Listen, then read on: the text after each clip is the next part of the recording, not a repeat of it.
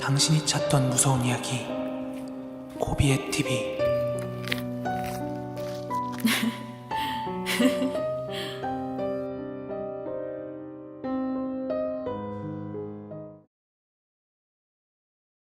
때는 1993년도 6월 달이었습니다. 여름이었고, 제가 그 연도와 월 6월 달을 기억하는 이유는 93년도 그 해에 제가 군대를 갔거든요. 그래서 정확하게 기억하고 있습니다. 아무튼 그 93년 어느 날이었어요. 그날은 비가 보슬보슬 내리는 날이었는데, 그날 제 친구랑 저랑 둘이서 안성에 있는 금광지라는 곳으로 붕어 낚시를 갔어요.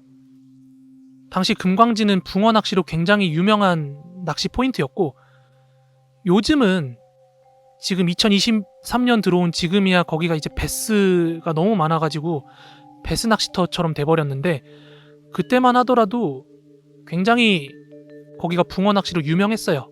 안성에서도 금광지가.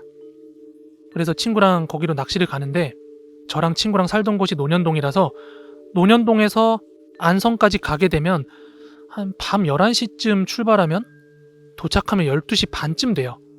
그래서 그날도 어김없이 친구랑 11시에 만나서 차를 끌고 금광지를 향해서 출발을 하게 됩니다.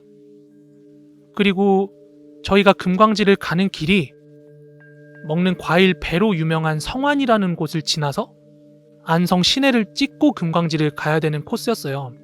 그때는 내비게이션도 없고 지도 같은 것도 없을 때라서 저희가 뭔가 새로운 낚시 포인트를 갈 때는 항상 그 주변 사람들한테 물어 가던 때였단 말이에요. 그런데 금광지를 가던 길은 저희가 그 코스밖에 몰랐어요. 그래서 맨날 그 길로만 다녔는데, 그 성안이라는 곳이 먹는 배로 유명한 곳이라서 전부 다 배밭이거든요. 지금이야 거기가 뭐 아파트도 들어서고 많이 개발이 돼가지고 좀 사람 사는 곳 같은데, 그 당시만 해도 뭐 아무것도 없었어요. 그저 배밭이었습니다. 아무튼 그렇게 안성 시내를 가야 24시간 하는 낚시점에 들려서 이제 낚시할 때 쓸 미끼 같은 거를 살 수 있으니까 그 성안이라는 곳을 지나고 있는데, 저 도로 차선 바깥편으로 뭔가 하얗게 둥근 물체가 보이는 거예요. 거리는 한 100m를 두고 있었는데 그 차도 밖으로 하얀 물체가 있어서, 운전은 친구가 하고 있어서 제가 저거 뭐지? 하고 혼잣말을 했는데, 친구가 야 여기 다 배받치고 하니까 저거 배 포장하는 뭐 박스나 스티로폼 같은 거 아니야? 이러길래 저도 그런가 했어요.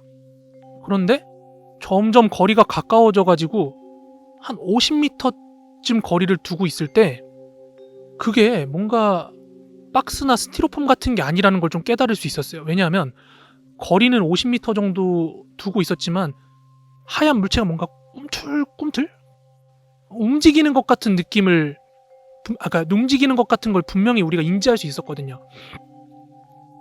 그래서 친구가 그때 야, 저거 사람 아니냐 이러는 거예요. 그래서 저도 같이 보면서 그런가 하다가 한 30m쯤 이제 거리가 가까워졌을 때 친구가 야 저거 사람인 것 같은데 이러는 거예요. 그래서 저도 그걸 자세히 보고 있는데, 거기서부터 이제 친구가 속도를 줄이기 시작했어요. 왜냐면 그걸 자세히 보기 위해서 이렇게 속도를 줄이기 시작하는데, 나중 가서 물어보니까 친구가 처음에는 그걸 보기 위해서 의식적으로 속도를 줄인 게 맞다고 했는데, 가까워지면서는 아예 다리가 풀렸대요, 본인이. 그렇게 점점 이제 어쨌든 거리가 가까워오면서 그게 사람인 걸 확인했어요. 친구가 야 저거 할머니다 이러는 거예요. 그래서 저도 자세히 봤는데 진짜 할머니인 거예요. 20m, 15m 이렇게 가까워지고 있는데, 할머니가 어떤 모습이었냐면은 아직도 정확하게 기억나는데, 그 할머니가 하얀 머리에 가르마를 탄 쪽진 머리였거든요. 그리고 하얀색 소복을 입고 있었는데, 보통 사람이 입는 소복이라고 하면은 그 어느 정도 길이가 있잖아요. 발목까지 온다든지 좀 길다든지.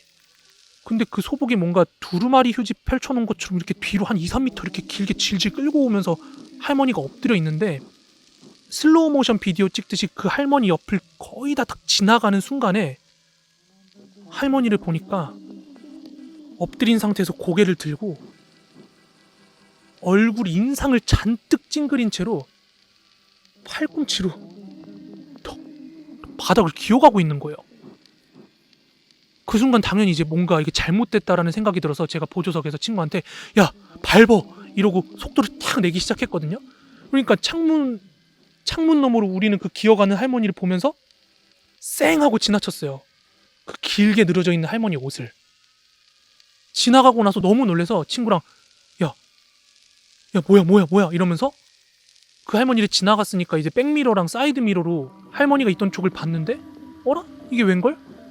할머니는 없이 빈 도로만 있는 거예요. 너무 놀래가지고 고개를 돌려가지고 친구랑 봤는데 그 100m 멀리서부터 방금 지나갈 때까지 봤던 그 할머니가 없는 거예요. 저희 시야에. 너무 놀래가지고 그 어두운 그 길을 지나가지고 안성 시내까지 막 달렸어요. 안성 시내까지 달려가지고 그 낚시점 앞에서 해가 뜰 때까지 기다렸다가 해 뜨고 나서 다시 서울로 출발을 할 수 있었어요. 또 그때 바로 집으로 도망갈 수도 없었던 이유가 그때는 내비게이션이 없던 시절이었어요. 그래서 항상 오가는 길로만 가요. 아는 길밖에 몰라요. 다른 길로 가려면 사람들한테 길 묻고 해야 되는데 늦은 밤이었잖아요. 그래서 아는 길이 아까 할머니 봤던 그 길로밖에 돌아가는 길이 없었기 때문에 아침 해가 뜰 때까지 기다렸다가 아침이 돼서야 저희는 서울로 돌아갔어요. 귀신은 본 건 본 거다 치는데 도대체 그 할머니는 왜 그렇게 인상을 쓰고 그렇게 바닥을 기어가고 있었으며 다행인지 불행인지 그때 할머니랑 눈은 안 마주쳤거든요. 할머니가 저희를 의식하진 않더라고요. 천천히 지나가는데도. 뭐 때문에 그렇게 악에 받쳐가지고 앞만 보고 기어가고 있었는지 참 아직까지도 미스테리한 일입니다.